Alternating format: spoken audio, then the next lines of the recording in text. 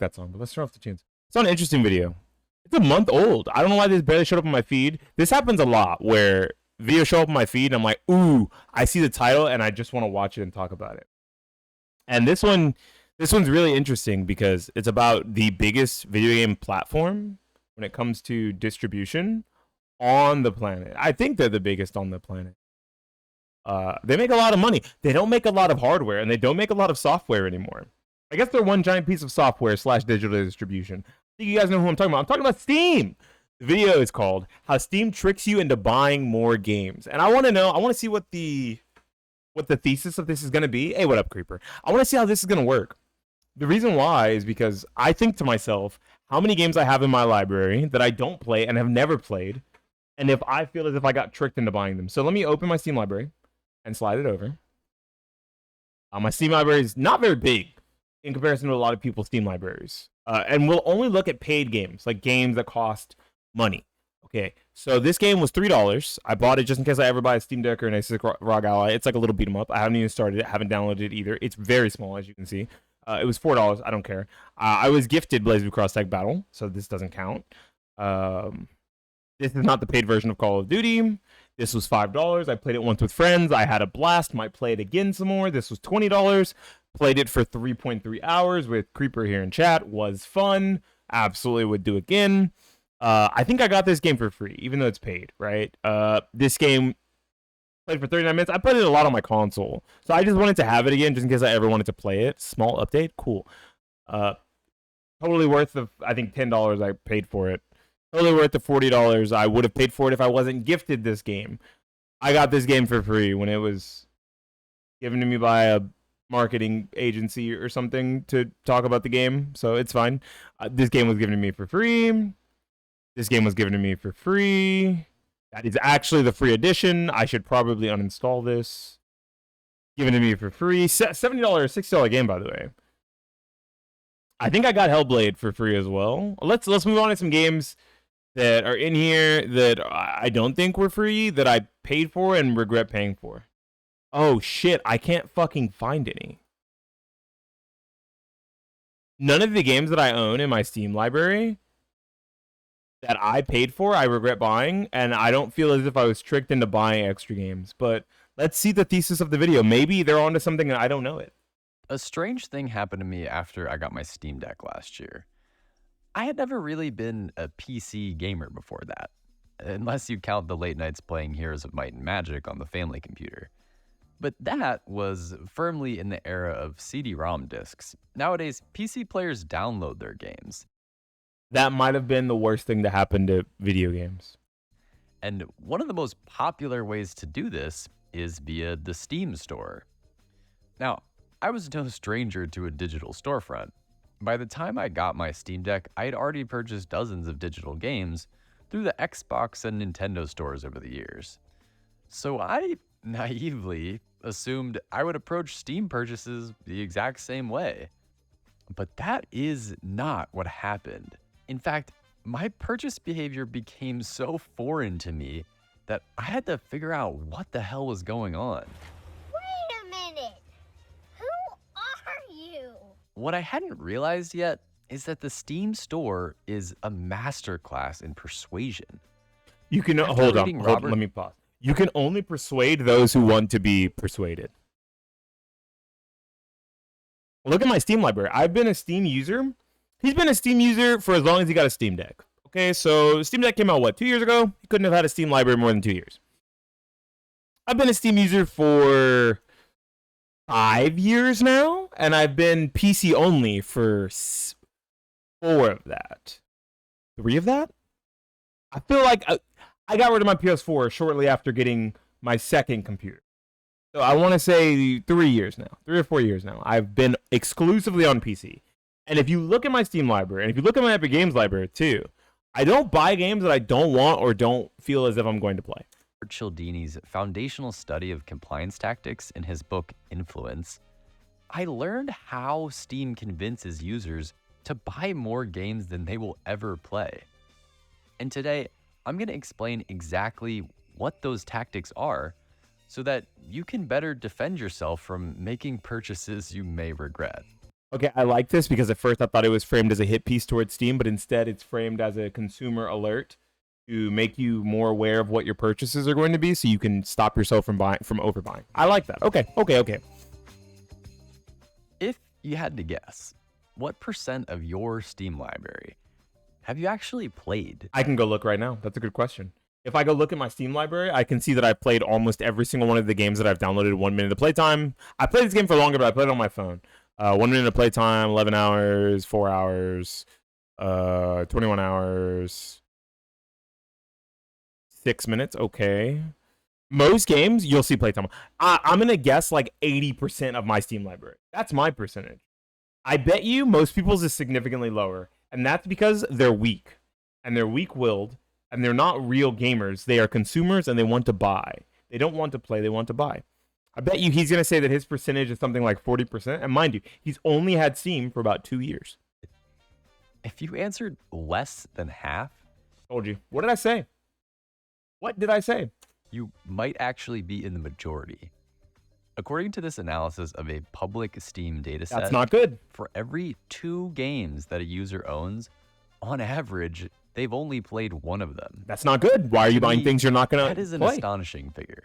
Now, I need to caveat that this dataset was last updated in 2017, and that analysis Is that did Bloons Sour not Defense? distinguish between free I love and Bloons paid Sour titles. Defense. Let's go. So the own to play ratio would certainly be higher if you filter out any free downloads. There are also websites like Humble Bundle, which offer the chance to get a bunch of games at a time for a low price. But despite all that, the overwhelming trend You also can't blame Humble Bundle. I mean, Steam for that specifically because that's a Humble Bundle deal, right? Humble Bundle doesn't necessarily count as a part of Steam, though it works with Steam for codes. Probably, maybe they're like, hey, excess offshoot codes or something. I don't know. I don't know where they get their cuts from. It might be from people getting their credit card information stolen. Who cares, right? At that point, the card information's already stolen and the money's already being laundered. Give me the cheap games. Regardless, you can't really blame Steam for the Humble Bundle deals, like buying 18 games for $30 and only playing 2 of them because the 2 you wanted were a value of $30 already. is Steam users buy a ton of games that they don't actually play. I wasn't able to find similar data for the other digital game stores, but I would bet my Steam Deck that none of the other console stores yield a higher number of unplayed games. Well, see, that's the thing, is you said console store. You didn't say Epic Games, you didn't say GOG, and you didn't say Ubisoft Connect or what's the EA one? EA Origin? You didn't say that. Console digital sales don't have as much impact as Steam sales, right? I think occasionally I'll look on my Nintendo Switch and I'll see a bunch of like smaller indie games for like half off, 80% off, 70% off, and that's a good deal. But generally those only happen on Steam and on the Nintendo Switch. I don't see sales like that, or at least I don't hear about them because I no longer own a console. My wife has an Xbox, but I don't use it. I never touched the Microsoft Store, so I wouldn't know. But from my experience, back when I did have a console, back when I looked at the Xbox One every now and then, and when I used my PS4 on a daily basis, online digital storefronts weren't that good. There wasn't deals good enough to persuade you into wanting to buy games that were so cheap that you might play them but never do, right? I saw like Journey to a Savage Planet or whatever on Nintendo Switch for like $5 and I almost bought it because it's supposed to be like 30 normally. And I didn't do it, and I should have done it because I bet you I would have played it, but it's fine. Talk about why that is in just a minute. But first, is this really a problem? It might not be for you, but the answer will depend entirely on the individual. At its basic level, buying games that you never play is It's a the waste of standard money. flavor of excess consumption. Yeah, it's a waste of money. And over here in the Western Hemisphere, I would say most people consume something in excess. You leave my fucking whether coffee that's alone. Starbucks, clothes, or magic cards. Hey, stop talking the about price we pay for this is often stop talking about coffee and my digital cardboard crack. All right, whoa, wait a minute. I don't spend too much money on Magic the Gathering. I didn't just buy 2 decks like 3 months ago that came out to $112. You shut your fucking mouth. Yeah, that wasn't too much money. I had 3 or 4 evenings of enjoyment out of that. That's better than a movie. A movie and some snacks is like $50 Multiply that by 3, that's 150. We played those decks like 3 or 4 times. Money well spent. And literal in the form I of can't- dollars, but it I can can't say also that my eat coffee away our consumption isn't space bad, and though. time if it gets out of hand. With digital overconsumption, it works roughly the same way, except hopefully you're not renting out a storage unit to stash all of your extra game files. In the most extreme Is that Dave the- circumstances, is that, though, this Dave the Diver or overconsumption Pizza Tower? can be that's associated Pizza with Tower, right? actual compulsive behavior. I've seen plenty of Reddit posts about so-called Steam. Why do I own hundreds of games, keep buying more, and only play maybe the same 3 games ever? Oh my gosh, it sounds like you're addicted to spending. What do you mean? Hoarders who have accumulated thousands of games in their digital libraries, and they can't figure out how to stop buying them. Fucking put your money down. Look, if you're gonna buy games you're not gonna play, instead just give me your money. Come to my Twitch channel right now and just give me the money you would have spent on that game, because I promise you I will get more use out of it. Your digital library is not the same as you buying me Taco Bell. Thanks. Hopefully you don't fall into that category. I don't. But wherever you sit on the spectrum, my goal for this video is to equip you with the knowledge to identify how Steam hijacks our rational decision. It doesn't hijack mine. Let's get into it. Don't lump me in with We'll your start shit. with the most overt tactic. If you have a Steam account, then you're probably familiar with the extensive promotional Farming strategy Fest. of their limited time sales. Yeah, they do like a summer sale, a spring sale, a winter sale, a fall sale, a Capcom Jam sale, a Jim-a-Dam Jome sale. Nah, give me the money. I'll save up about 6K and buy a Spectrum tower for this neighborhood so I can have good internet. You know what? You're spitting. That might help everyone in your area, but I think my amount of Taco Bell consumption costs less than a Spectrum tower. So, instant gratification. You get to see a black man eat Taco Bell. I mean, kind of worth. There's so many sales that happen on Steam, right? When you think about Steam as an ecosystem in comparison to Xbox or PlayStation, I can't speak on Nintendo. Nintendo has sales going for indie games and like some of the lighter games or older games that they have all the time. But when you think about like Steam in comparison to Nintendo, which is probably the best when it comes to those, huge difference. Massive chasm. Steam is the best at pricing games for sales to be competitive, to get those keys, those digital keys out the door. Though, I mean, there's an endless amount of digital keys you can't really run out. But basically, you understand what I'm saying. They price their games to sell, and it means that more people are likely to pick up games when they're cheaper. But have you ever wondered what makes an effective sale and why they have such a powerful impact on us? I was not really prepared for how often Steam games get marked down. It makes mattress stores and car dealerships look tame. Yeah. During my first year as an active Steam user, I was assaulted with an arsenal of different sales events. Farming Simulator throughout the year. 2022? Let's The go. biggest ones are the seasonal sales, which typically offer lower prices on a significant chunk of the site's catalog. What up, Kinza? for a How's it couple going? Weeks. These get the most marketing and are usually highly anticipated by the community. But there are tons of other sales events mixed in between throughout the rest of the year. Yep. You'll see daily deals and weekend sales, publisher events, and genre-specific promotions. What was that game called? Weekend sales. Pummel Party? Oh yeah, I've heard of events this. Pummel and Party. Yeah. Genre-specific promotions. It's relatively constant, and the effect is that no Euro matter Truck the Simulator day, 2? you can always find something interesting that's on sale. Yeah. So to state the obvious, Steam didn't invent this tactic. I assume the concept of a sale came only shortly after the invention of money itself. Yeah, as soon as you create a product that can be sold or distributed in some way, then you immediately have to start bargaining with others to make that worth it, which means you either have to eventually lower your price so others will want it, or inherently change the value of it. The easiest thing to do, especially if it's a digital good, is to just put it on sale. There's no distribution cost. Kenza, thank you for the Prime sub. There's no distribution cost. There's no storing cost. You don't have to like store it somewhere, in like a factory or warehouse, storefront, like a GameStop, a Walmart. So these big sales feel more impactful when there's less overhead on top of them. But not all sales are created equal. The most effective sales will leverage the principle of scarcity. In his book, Cialdini describes Okay, so I'll explain this. It's scarcity not because of the fact that the product is limited time, but because the sale is limited time, right? You only have a couple weeks to get in on those Steam sales before they disappear for the year. scarcity as a psychological trigger that compels us to act when we believe something is rare or limited. Yeah, FOMO. My most vivid experience with scarcity came at the FOMO. peak of the Livestrong craze, circa 2004.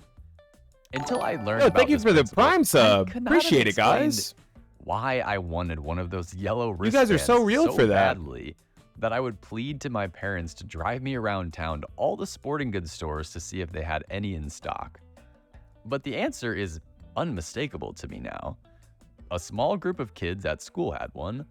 I could not get one, therefore I desperately wanted one. It's the same thing that happens with like designer clothes and designer bags and stuff. I don't know if you guys know this, but one of the big designer brands got in trouble a few years back for cutting up / burning their old product that they were going to get rid of because they didn't want to throw it in the dumpster. So poor people or like homeless people, which I guess are like hyper poor people, wouldn't just take it or resell it or take it and have it, but not pay for it, right? So it creates a scarcity because there's only so much of the product because once it's sold to capacity and they no longer carry that brand or that model in their store anymore, they throw the old ones away. There's no longer an excess.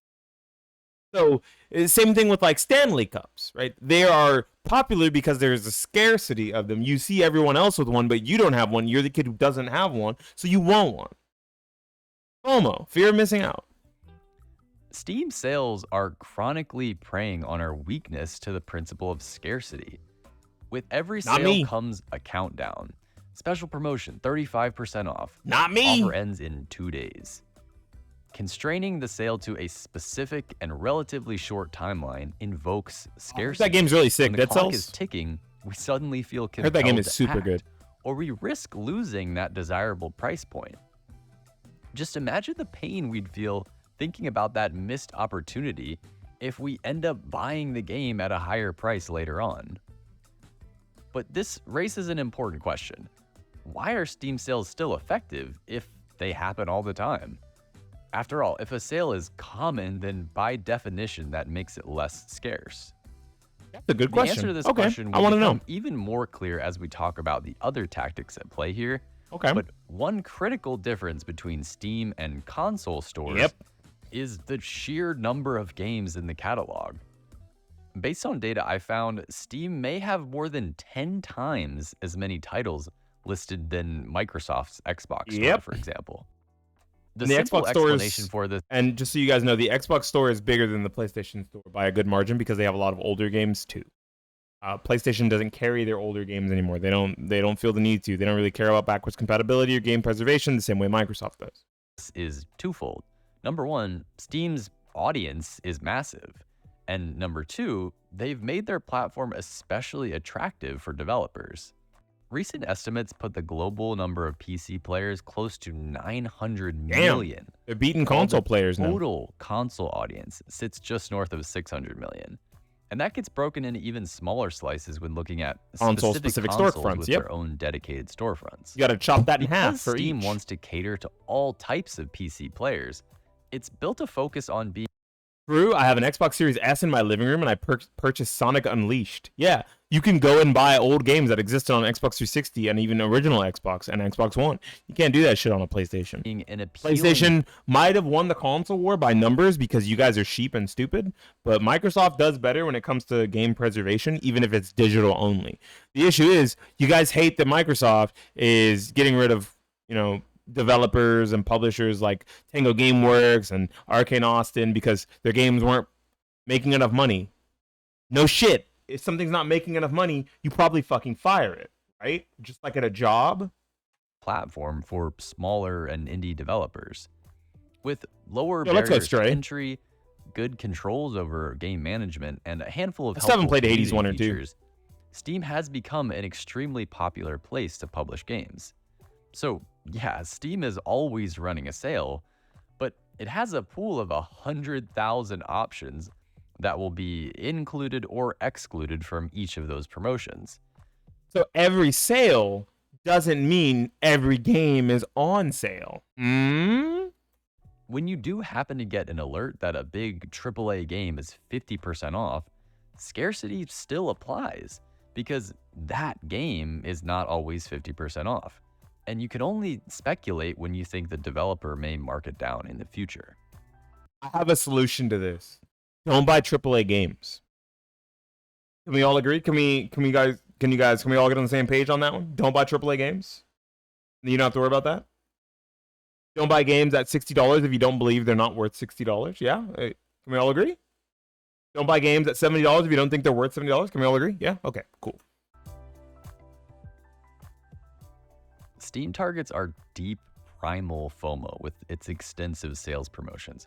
But there is another Paleo Pines that looks so sophisticated tactic working quietly in the background to maximize the effectiveness of these promotions. On the surface, Steam's wishlist functionality seems like standard fare for a shopping platform. When you have something in your wish list, if it goes on sale, Steam alerts you. It basically targets your FOMO or targets your... It's like, hey, buddy, did you know that game you wanted but you're too broke to afford is half off right now? You should go get it. Put up any number of online stores and I'd expect a wishlist feature in nearly all of them. It's a simple mechanism to save products for easy access at a later date. But as I started engaging more with the wishlist... I want to go back. Hold on. Oh, okay. Never mind. This shirt is $30. That's a reasonable price for a nice shirt. I thought it said that this shirt would cost $35 over 4 payments with Zip. Because then that would make this over... It would make it almost a $200 shirt, right? Make like 160, 170. The access at a later date. I'm tripping. My bad. But as I started engaging more with the wishlist functionality on Steam, it just seemed to hit different. A big reason I decided to heard that buy game's the really good Steam too. Deck was to get access to indie titles that hadn't been ported to my main console yet. So one of the first things I did after booting up my new device was to load up the store and check out a few games I'd heard about recently. As I explored, I quickly realized that the algorithms powering the store experience seemed to be tuned quite well. It was just really easy to find interesting looking titles that... Wow, big surprise. The algorithm is tuned to make sure that you want to buy things. It's almost like companies want to make money.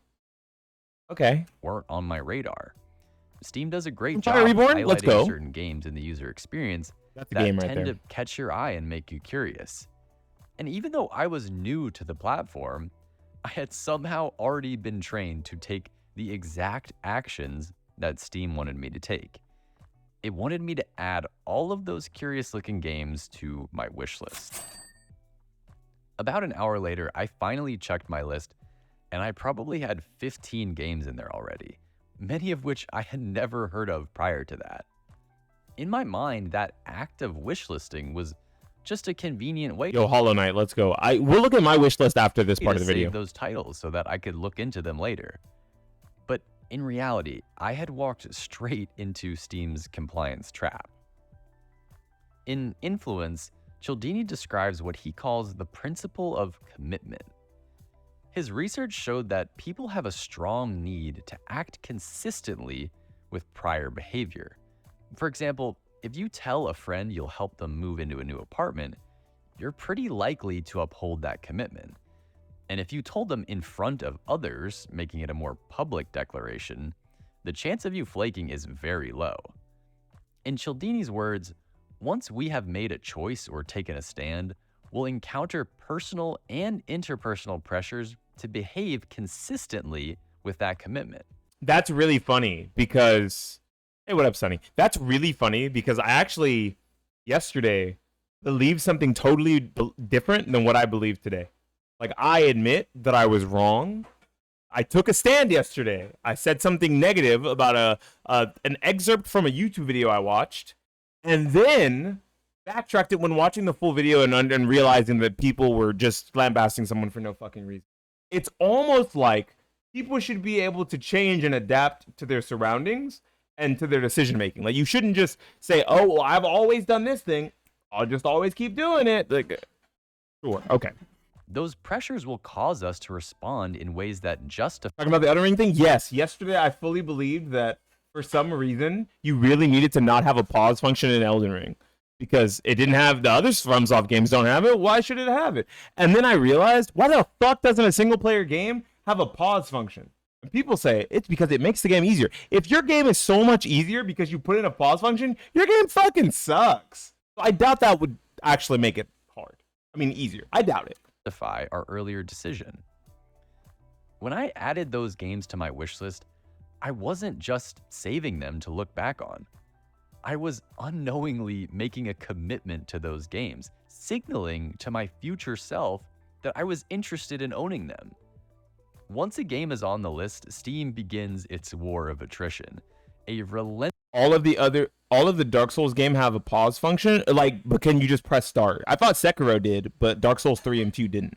You could not just press pause and the game would pause. You would press the start button or the options button, whatever it may be, and it just opens your menu, but the world is still moving. That is not a pause function because the world is still moving. You can still get hit by monsters. You can still get hit by bosses. That's not pausing.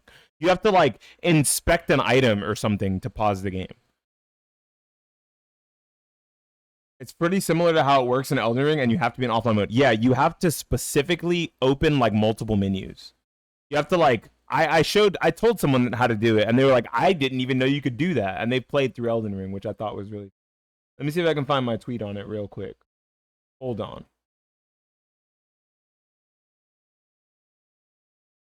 Let me see. Around here somewhere. Sorry, there was people arguing on my post for an hour. Maybe 2. So it's really hard to find. Oh, here it is. You press inventory, help, menu explanation, and then it pauses the entire world around you. I'm not saying it's a great feature, but it's there. Yeah, why have to go through the rigmarole? That's really fucking stupid. Pause function isn't gonna stop the boss from doing its one-shotting mechanic. Well, if the game actually pauses, it does. Relentless nudge campaign that but the world doesn't pause when you actually just menu, which is part of the skill of playing the game, menuing and moving around menu items really fast and then getting back into the action. Apparently, until you finally cave. We'll look at my wish list after this. Every time the price drops, and as we've established, these price drops are not uncommon. So over time, what started as a thoughtless act can evolve into a powerful need to behave consistently with your prior self. All it takes is the right discount. That is true. I'll admit that. If I have something on my wish list that's $60 and I see it going down to $6, yeah, I'll probably buy it if that's my last $6. It happened with Chain Together.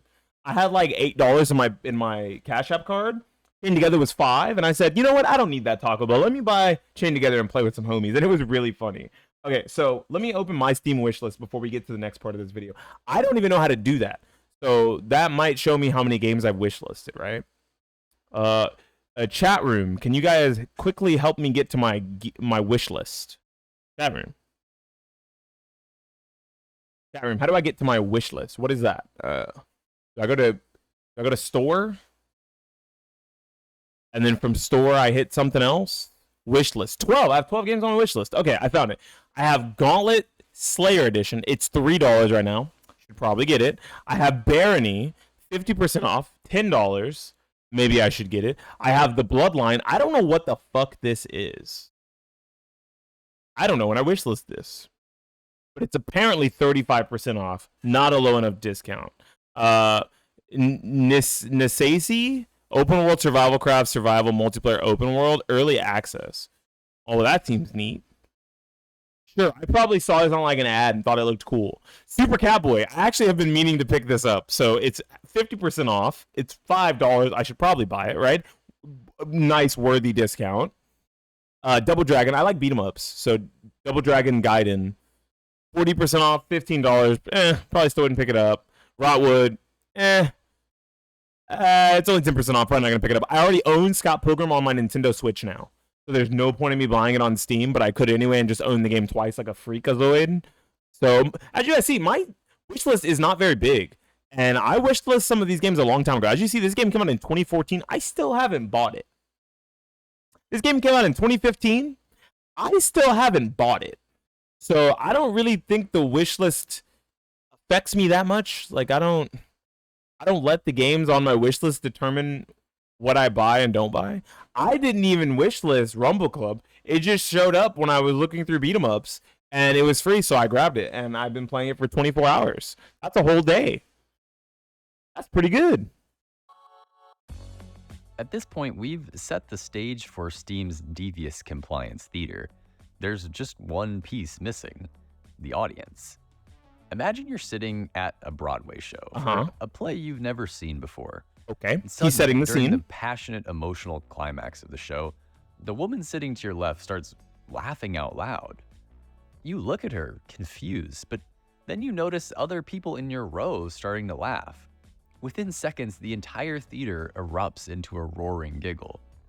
As far as you can tell, there is nothing remotely funny about what's happening on stage. But everywhere you look, you see laughter. If I see everybody else laughing and I'm not laughing because I don't see something funny, that means A, everyone around me is freaks and I need to evacuate the building, or B, I'm a freak and don't understand contemporary comedy. One or the other, you probably need to evacuate the situation. If you start laughing too, you're fake, you're not a real person, you're a lizard person, and you should seek help. What do you think you do in this situation? As Cialdini would describe, it is fundamentally human to want to copy the behavior that you witness in this moment. You just can't help it. Humans evolved to trust other humans. That's not true. What do you mean humans have evolved to trust other humans? Do you think I fucking trust anyone? All right. I think that this video is coming from the lens of an extremely naive person. No offense to the video essay creator. I think this is a very well put together video. But you have to take some personal responsibility. If everyone else is laughing around you and something's not funny, something might be wrong in that situation for you or the people around you, right? It's the same way if someone tells a bad joke and everyone else is fake laughing. Are you going to fake laugh to make that person feel good, knowing that 3 other people are fake laughing? Or are you going to stand there and stick to your guns and like not laugh at a bad joke? I'm not going to laugh at a bad joke. I don't care. And even though your rational brain can't make sense of the laughter, your monkey brain will justify it because it's reacting to a crystal clear signal from your fellow human beings. So what do these signals look like on Steam? You see everyone else buying the game that's on sale, talking about the game that's on sale, so you also buy the game that's on sale? Question mark? Effectively, it's... If everyone else is laughing and there's nothing to laugh about, I'm heading out because the Joker or something is there and I don't want to be there to find out. That's what I'm saying.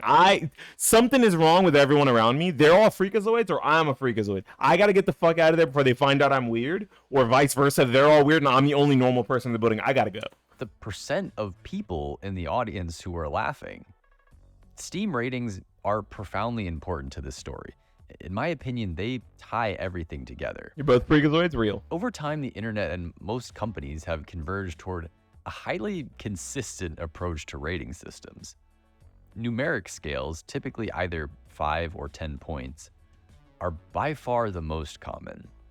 Amazon, Uber, Airbnb, these platforms all depend on their 5-star scales to communicate the quality of their products and services. So basically herd mentality, right? Is that what we're getting at here?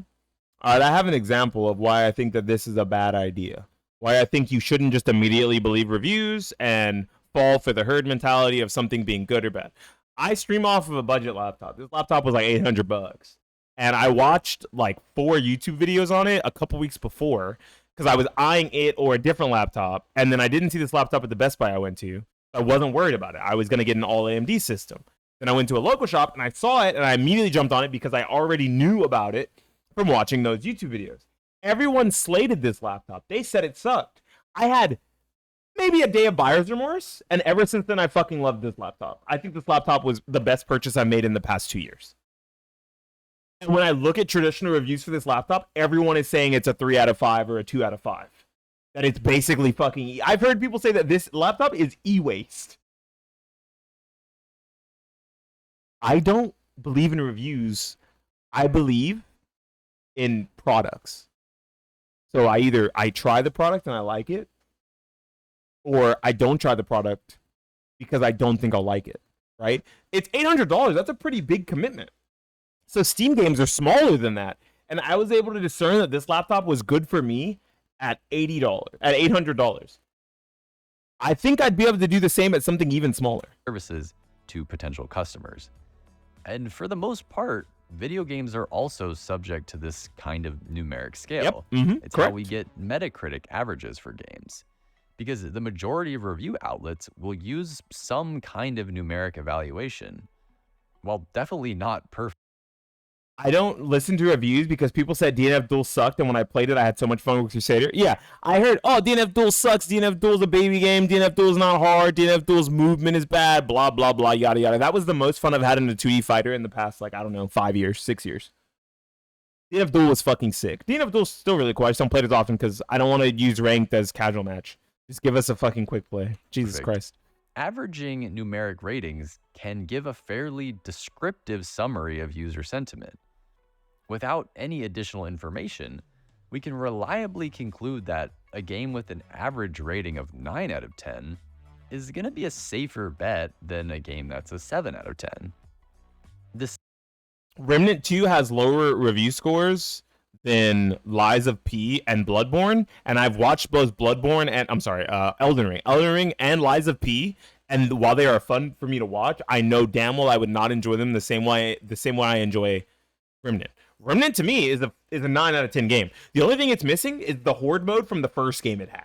Like I went and I looked on YouTube after Creeper told me about that mode, the roguelike mode, and it's really fucking cool. And that's the only thing that game is missing to be a 10 out of 10 for me. I look at Elden Ring and Lies of P, and to me, those games are 6 out of 10, 7 out of 10. Because I don't enjoy that style of play. More so, thank you, I appreciate that. More so, Lies of P is like a 5 out of 10 because some of the hitboxes and like animations are really fucking janky, but Elden Rings are smooth and it's very easy to understand what's happening after you've been hit by it once. Steam Store doesn't use a numeric scale, at least not in the way I've described. When you review a game on Steam, you're only given 2 choices: recommended or not recommended. And the number that gets displayed on a game's store page is the percent of players who recommended the game. So for example, if 850 out of... Oh, there's no grayscale. This Steam's system is black and white. So that if a game is good, it's like, by game good, even if it's varying shades of good and like smaller varying shades of bad.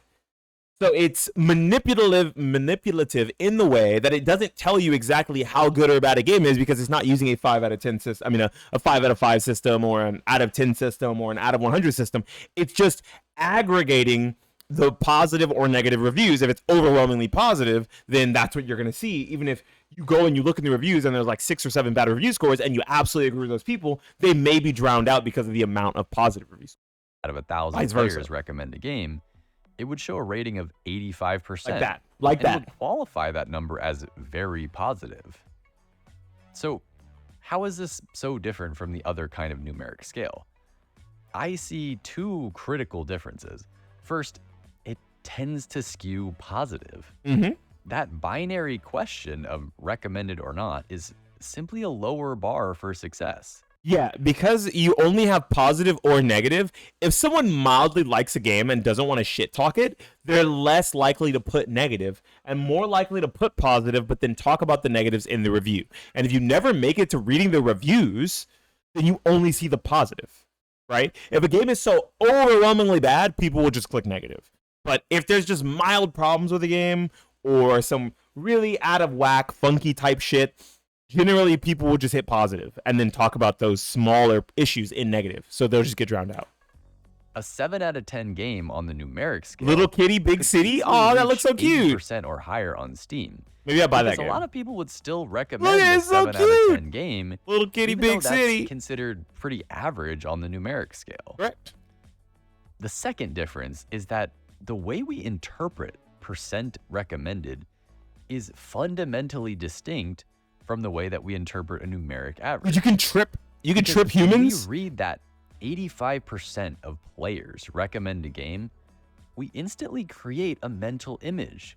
An image that shows... Yeah, you're like, oh, hello, fellow gamers. I see you also like Little Kitty, Big City. I guess I will try to enjoy it as well. Overwhelming majority of fellow human beings telling us to play this game. Think back to the theater example. Seeing an 85% rating on Steam is like seeing the vast majority of the audience laughing. It's no longer an abstract evaluation. It is a vivid depiction of social proof. like I said, if I see a group of people eating shit and I know that it's shit, I'm not going to pick up the pile of shit and start eating it too because everyone around me is.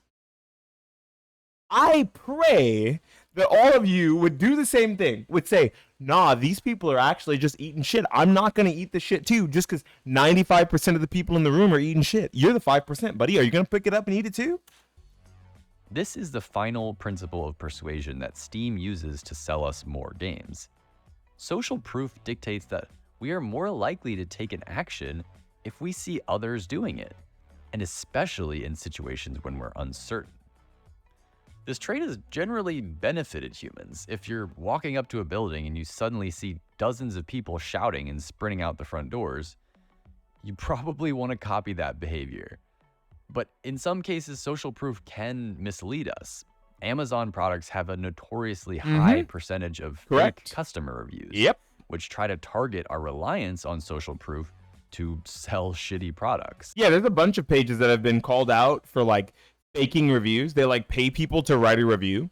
They're like, hey, we're going to send you money to buy the product so that it verifies you bought the product. So we're going to send you enough money to buy the product and like 20 on top for you for all of these specific products we want you to review. And then all you got to do is buy the product, wait for it to come in, and then write nice stuff about it. Maybe take some pictures or something as proof that you actually own the product. That's bad because that's a form of social proof. That's social proof working in the opposite direction because it's being tampered with. That's not good. Like it's a perfect example is in my city a couple of years back we had a Raising Cane's finally show up, and everyone was trying Raising Cane's because it was always a line outside of Raising Cane's. So everyone assumed, oh, this is the new hotness. This is really good. We have to eat it. I waited until after everyone already tried it. It wasn't super like busy, and then I went and ate Raising Cane's on my own time, and it wasn't even that good. And I'm like, I'm really glad I didn't wait in one of these super fucking long lines because everyone else was doing it for some damn chicken strips. While I don't think Steam has the same kind of problem with fake reviews, it is leveraging the power of social proof through a rating. They told me to leave a great review and they'd send me a $20 Amazon gift card? Cyberpower did that to you? Dude, Cyberpower is a really big company. That is so funny. Oh, man, that's funny. Cyberpower is like not a bad or a shitty company, but they're big. What? System that's anchored in vivid imagery and Read and Wheat Boys, connotations of tribal approval. Now, with these three principles of persuasion in mind, scarcity, commitment, and social proof, we can see how this whole production plays out. The scene starts with you booting up the Steam store. You were hoping to check out a game your friend told you about. But upon loading the store, you're greeted with a full screen banner. It's the summer sale, and it ends in 3 days. Of course it does. Instantly, scarcity has kicked in. You feel a subtle pressure building inside you. I can tell you guys how many games I've bought during one of the major Steam sales. Is Cyberpower a good PC or are they crappy? Cyberpower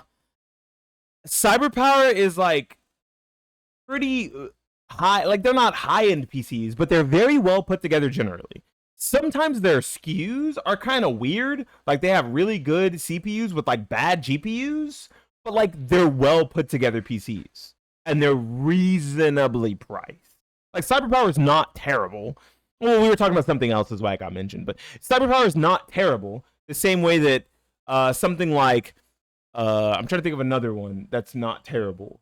STG Abron, right? They use used parts, but STG Abron is not terrible per se. But the fact that they would be like, hey, you bought our product. Hey, if you leave a good review, we'll send you a $20 gift card. Thanks. Like that is very scummy because that is using social proof to get more people to try their products, even if that person wouldn't have liked the product. But their dumb monkey brain tells them, oh, enough people are saying it's a 5-star. Despite I used the $20 to buy and I fix it. You did it? $20 is $20, bro. Fuck it. You're right. You hadn't spent any time. If Raid Shadow Legends pulled up right now and offered me $2,000 to play Raid Shadow Legends for 2 hours, I would do it. Yeah, you're right. Money is money. You head over to Redux is also a good company, yeah. And Starforge PC as well. You spot a mouth-watering 75% off tag slapped next to. Isn't this game 75% off? It's not worth it. Don't do it. Marvel's Midnight Suns. You see that original price is a $60 AAA game. You think that's worth it? Didn't we? I feel like we've come full circle. I said at the very beginning of this video, can we all just agree not to buy full price AAA games if we don't think they're worth it? So, if you don't think a $60 game is worth it, is it going to be worth it at $14.99? Fusion Builds is the best. Stop. Out onto the Stop. stage. You remember why you added it to your wish list in the first place. Wait. A reviewer you trust had praised the game's satisfying tactical combat. Over the past few months, you had received other notifications about discounts on this title, but none as dramatic as this. With the game sitting at just $15, you reach for some argument that might oppose this purchase, but you can't find one. After all, it's on your wish list. You must want it. You decide to check the game's details one more time before making the purchase. On its Steam page, you see that 80% of the game's 16,000 players recommend the game. With that, social proof swoops in for the finale. The image of thousands of happy players crowds out any lingering doubts you had in your head. Moments later, the game is sitting in your library, where it will patiently wonder if it's going to fall into that 50% that never get played. I said this before and I'll say it again. Said it before and I'll say it again. If you are buying games by the dozen, if 50% of the games you own in your Steam library you've never even booted up, you're the fucking problem. You're the reason why Steam is able to do this. You need to pick yourself up by the bootstraps and stop wasting your money. You are a grown-ass man and you need to do better. At least waste your money on something you're going to use. Look, I'm not a saint. I waste my money on coffee and Taco Bell. But guess what? I get use out of that coffee. I sure do. And I get use out of that Taco Bell. I won't say how, but it's food and I at least eat it. This is a stiff cocktail of persuasion tactics. Did you just say It's not stiff? just Pride Month is one over. Chill out. technique working in isolation. The seamless integration of scarcity, commitment, and social proof is what makes the Steam store so effective at selling you games. So here's my advice. Okay. Anytime you have a game added to your cart on Steam, narrate out loud the story of how that game got there, using each of the principles described in this video. Literally tell yourself the story. If you hear it and are not bothered by any part of it, go ahead, make the purchase. Yeah, he's right. But if you start to get a funny feeling in your gut as you listen to yourself, that probably tells you everything you need to know. You ain't gonna play it as much as you thought, gang. Is it gonna be worth the $15? I hope this was helpful. For the Steam veterans out there, let me know what you guys think in the comments. Have you built up a tolerance to these tactics? Are there any strategies you found especially helpful? I would love to hear some other perspectives. Thank you guys for watching. I think this video was very well put together. Really, really good video. Huge content creator. Well, not huge. Only 4,000 subscribers. You guys should go subscribe to this guy. I actually really liked this video. The way it was put together. I disagreed with a lot of it, but the video was very well kept and had perfect points, like moving into each other. It flowed very well. I guess Steam sucks at getting me to buy games. We're grown-ass men. Also, I was going to say, he said, do you have any tips for not buying a lot of games? To like not be persuaded. My number one tip for not being persuaded to buy a lot of games on Steam is to just be broke. And with that being said, you guys should subscribe to the YouTube channel, subscribe to the Twitch channel, and send me money for Taco Bell so you don't have money, so you can be broke, so you don't buy a bunch of games on Steam. Do you guys buy too many games on Steam? Do you guys buy too many games on Epic Games, GOG, EA Origin? Do you feel as if half of your library of games is things you're never gonna play? Leave it all in the comment section down below. Like the video, subscribe to the channel. We'll see you guys next time with another talk segment.